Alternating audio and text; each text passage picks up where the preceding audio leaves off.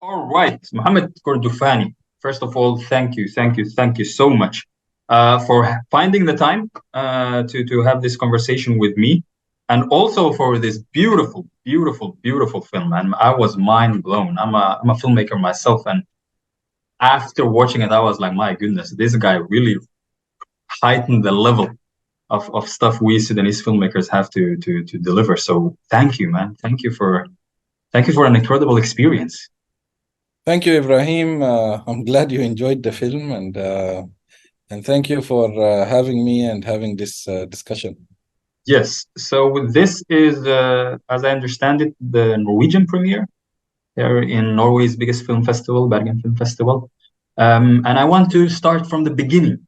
It's a difficult film, this film, with the topic of North Sudan, South Sudan, and the complex relationship between the two countries. But how did this journey start for you? When was the first idea or the first thought when you said, I got something here. Maybe this is a story I want to tell.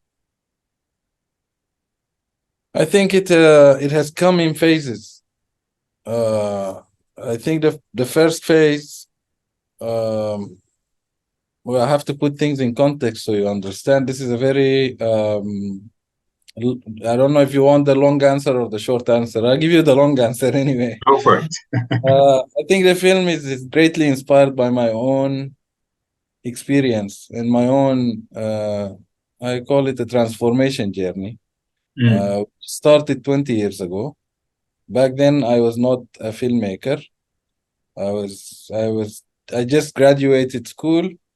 I wanted to study arts, fine arts, but my father found that to be a silly idea, and he said that art is not for men.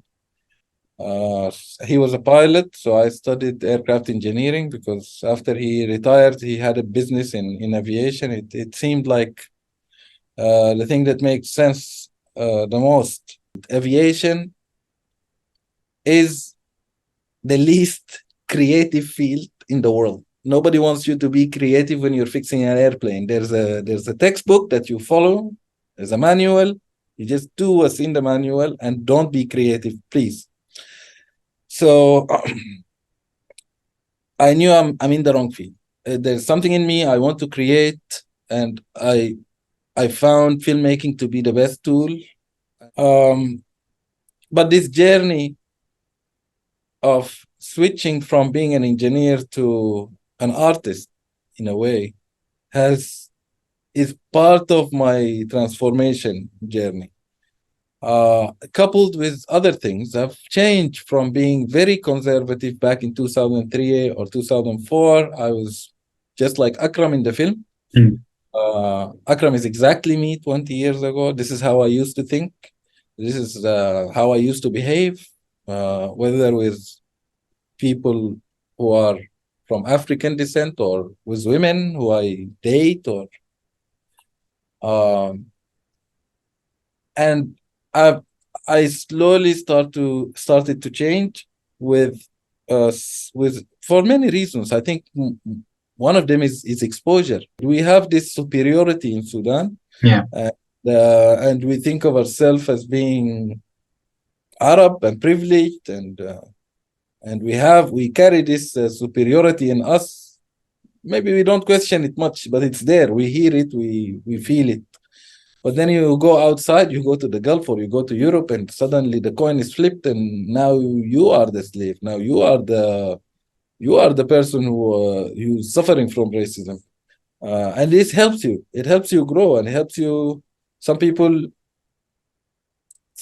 don't, but I think most people who get exposed, they understand that this is stupid what's happening.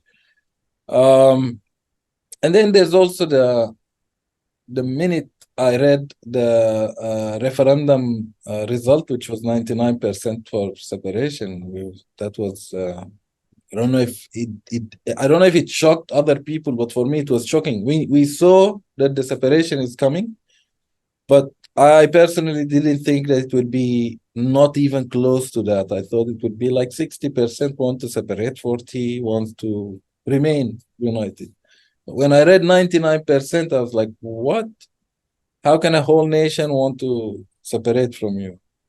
And it didn't take much thinking or research or study to understand that it's obvious. We practice, well, I mean, a majority of us, northerner Muslim people in Sudan, we practice racism on a daily basis, and we don't think of it as something that is harmful or dangerous, or we just do it, I guess. And this is the first thing that made it something for me to reflect on, to talk about, to maybe write about. When the South Sudan separated, I found myself to be guilty of that decision, because I myself did not know any South Sudanese in Sudan, except a maid and a gardener who used to come and work for us in the house. So the separation was already there, the social separation before the political. Exactly. And it just clicked to me when in 2018, when I started writing, I remembered by this maid incident what I wanted to talk about, and it just clicked that I start writing something about this. I wrote a synopsis. Amjad liked it. He said, I want to produce it. But it wasn't really, what pushed it really was the revolution.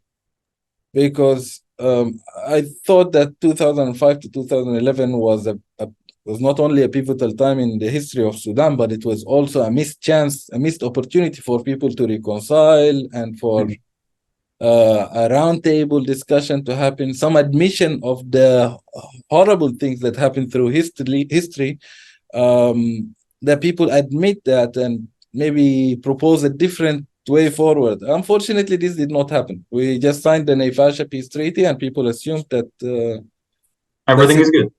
Yeah. So again, we have another opportunity for this to happen.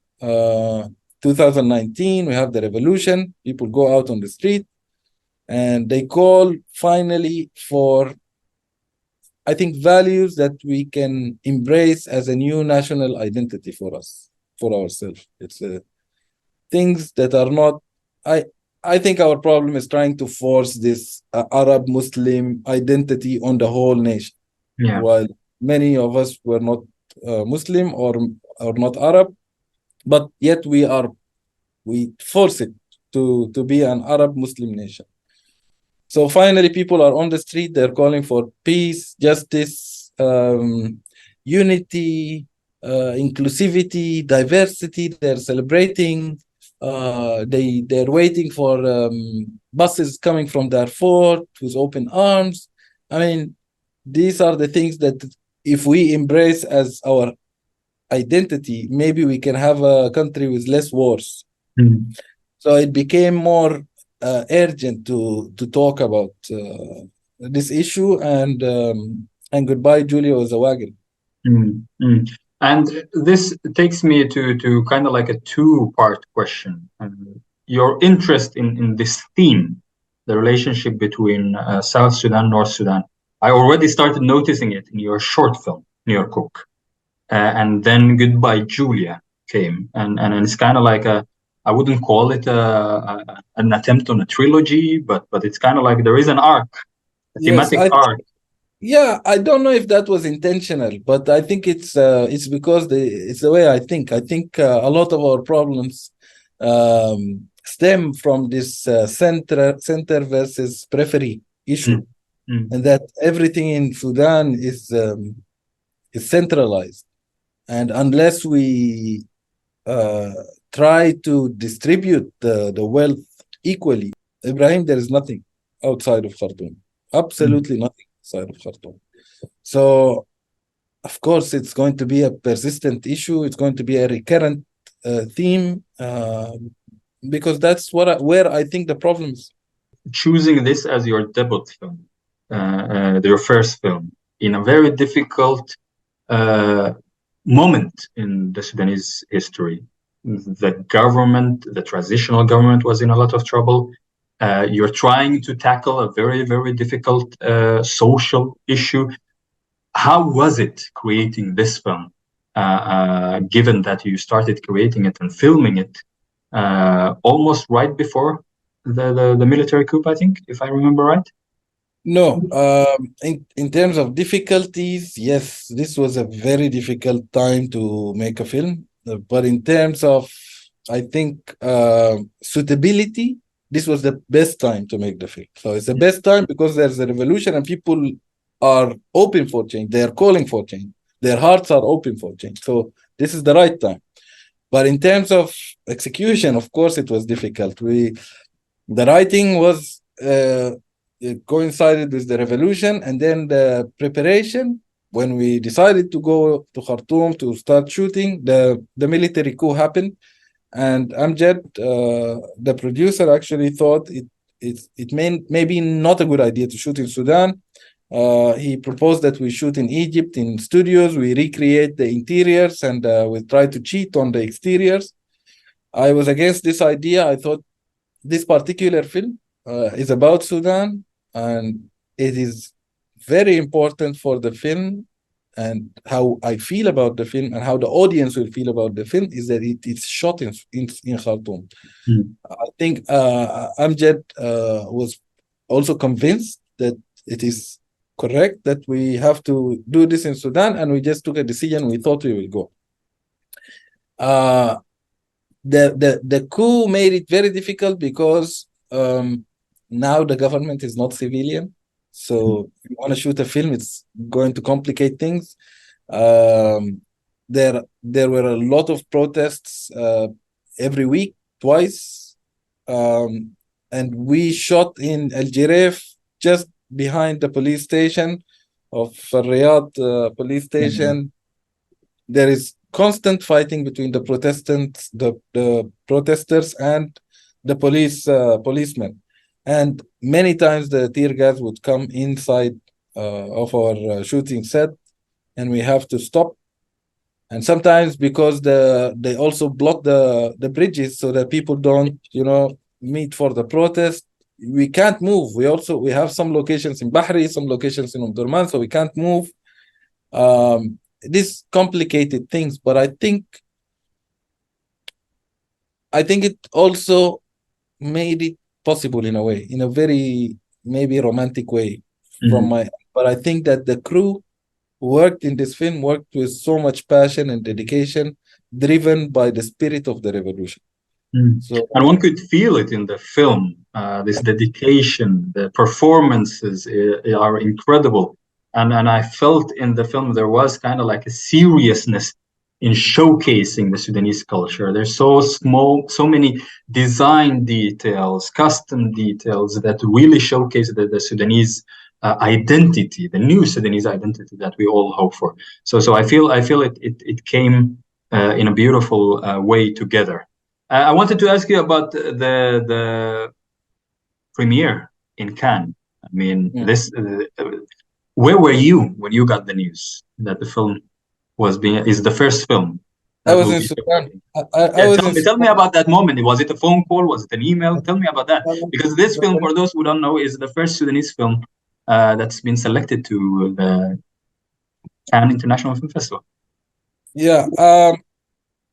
We shot in November so that we can catch up with Cannes. So Cannes has always been a dream. And we had to finish the shooting in December so that we can start January, February, the edit, so we can apply to Cannes. Everything pointed us to Cannes. But it was still a dream. How many films apply to Cannes and how many of them does Cannes select? So when I got the news, it was March, I think March the 3rd. I was in Sudan. It was between the edit and the sound design, coloring, and all that stuff. I woke up. I have a very bad habit of just checking my phone as soon as I wake up. It makes me anxious. Most of the time, it's horrible news. But this time I checked the phone and I get an email from Cannes. It's Christian, the artistic director, and he says, congratulations, your film is officially selected in the uncertain regard section of the And I did not inform anyone for like a few hours. I just turned on the music. I started dancing in my boxers, you know. I didn't even go to the bathroom to brush my teeth or anything. I just turned on the music and I kept on dancing. It was a very happy moment for me. And then, of course, I called Amjad, the first one, and I told him we got selected. And that made it even more urgent that I fly to Beirut and to Germany to do the sound. And because we applied with a work in progress copy, it was not a final copy. And the answer was actually really fast. We got an answer, I think, within a week from application. Beautiful. So my last question before we have to shut down or stop this long conversation. Next, for you, but also for Sudanese film shortly. Situation in Sudan right now with the war happening and everything is quite horrible. It's not the most sustainable environment to make films in. But how do you look to the future with everything happening, especially as a filmmaker? I will keep making films, of course. I don't think I will stop. I don't know if I can make films in Sudan with the current situation, but there is Sudanese stories outside of Sudan, so you can still make films about Sudan, not necessarily in Sudan. I don't know what's the next plan for me. For now, right now, I'm trying to find home. As I told you, I've been traveling since Beirut when I was doing the sound design and the war broke. I haven't returned back to Sudan where I was based. I just have my small suitcase which have everything I own right now, and I travel from one place to another either to showcase the film or mainly to screen the film. Yeah, so I still don't have a home, and I'm not in a place where I can write again. So I think for now I just need to settle first, and then I'll think about it. As for the filmmaking community of Sudan, I think it's important that we document what's going on right now, and that we at least record our own feelings, write it down. I don't think it's important to make the films now, but it's important just to write. And I hope that Goodbye Julia give people the motivation that it is doable. We can still. It absolutely does. And with that note, I want to thank you very much because Goodbye Julia is a great motivation. As I told you, as a filmmaker myself, you've truly raised the level of output we all have to work after. And I thank you for that and for the inspiration that this film is, and for the courage to actually take one of the most important issues in our Sudanese identity, the relationship between the North and the South. Ahmed Kordofani, thank you so much for this beautiful short conversation, and best of luck finding a home. Thank you, Ibrahim. Keep going on. Hope to meet soon. Thank you, Ibrahim. Absolutely. And thank you, everyone, for coming and watching the film.